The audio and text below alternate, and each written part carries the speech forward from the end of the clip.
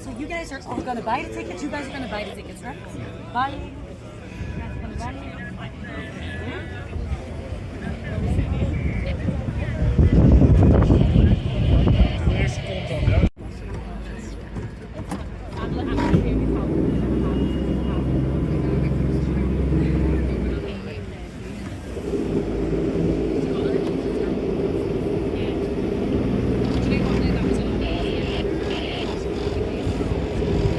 Horses on each side of the canal pulling the boats, and on other canals they would use wooden sticks to get through the canals. Because the canals are not that deep, because they're all dug by hand, consisting out of 1 meter of water, 1 meter of dirt, and 1 meter of bicycle. So what they would do is they would throw a rope over this hook and beam in a hook, sorry, and they could hose up all of their cargo to the designated floor, because a lot of these houses were actually warehouses. They were used by the merchants to store all their. A lot of houseboats, and we usually get the question a lot if people actually live on these, and yes, they do. It's just used like normal housing, and initially it started becoming a thing after the Second World War, because there was plenty of work to do in the city.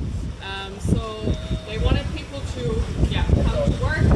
So the city decided to just allow people who had a boat to just come and live on the water for free.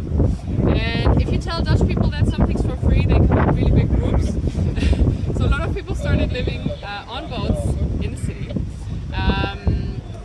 And back then you could say it was a quite humble way of living. The boats weren't necessarily connected to electricity, running water, sewage, all that stuff, which eventually also became a really big problem, especially the boats that weren't connected to the sewage system, because they started flushing everything into the canals. And you can imagine that was not nice for the overall city vibes.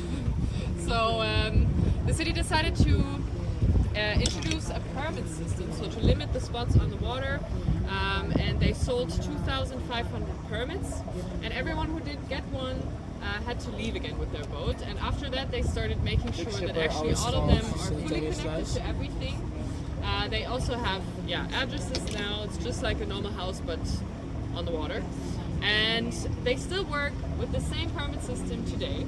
It's still limited to 2,500, and that makes it very exclusive nowadays, and that makes it really expensive.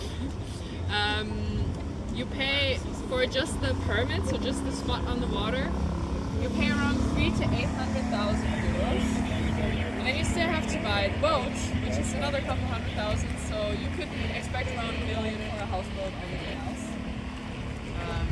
So even though it started as the cheapest way of living in the city, nowadays it's I think it's actually the most expensive per square meter. With pigeons.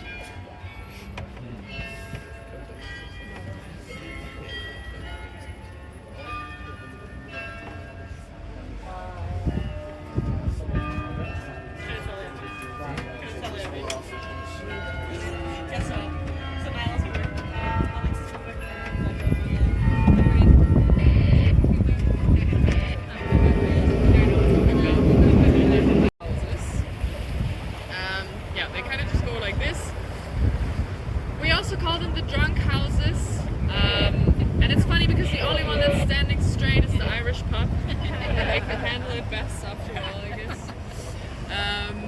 But yeah, they are obviously not supposed to look like this. They're not built like that. The reason why they look like this is that Amsterdam is built on swampland, and it's really not the best foundation to build houses on top. So they used very long wooden poles, up to 40 meters long, and they stick them into the ground as a foundation for the houses. So the whole city center is built on 11 million wooden poles.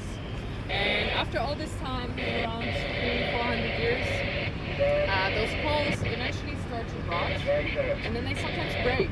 Sometimes they also shift a little bit or sink down more. And whenever that happens, the houses just move a little bit. It's not really dangerous. They're also nowadays, of course, making sure that it's all safe. They reinforce them if it's necessary. But you can never make the houses straight again, they have to stay like this. And they're also very crooked on the inside. With some apartments you can actually put like a bottle down and it just rolls to the other side of the room. But they say that it helps with your relationship, because even if you have a fight in the evening, you still wake up on one side of the bed. Delay building. What do you think about it? Do you like the building? Yeah, you like It's it? good, yeah. The people in Amsterdam hate it. It was voted. Sorry? Yeah, it's very different. It was voted the ugliest building in Amsterdam 7 years in a row. It was built in the 80s, and you can see that. It's just not as pretty and cute as the rest of the city. And it was also very expensive to build, so from the start there was plenty of protests about this. I think it cost around 50 million euros to build or something. But apparently it has the best acoustic after the Opera House in Sydney. So if you're into opera or ballet, I would recommend going there.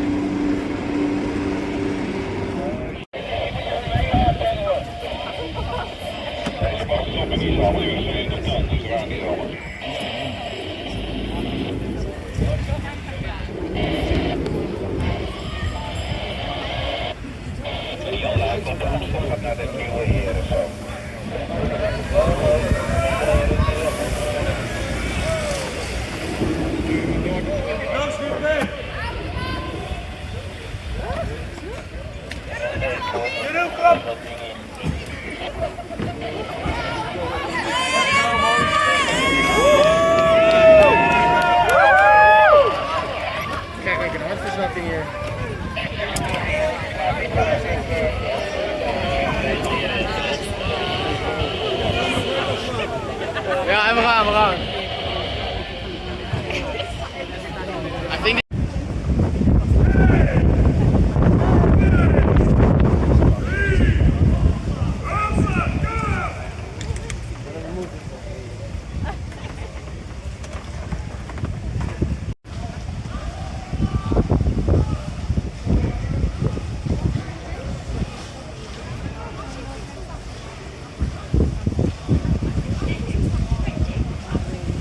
wondering who's gonna. I'm racing against the clock, but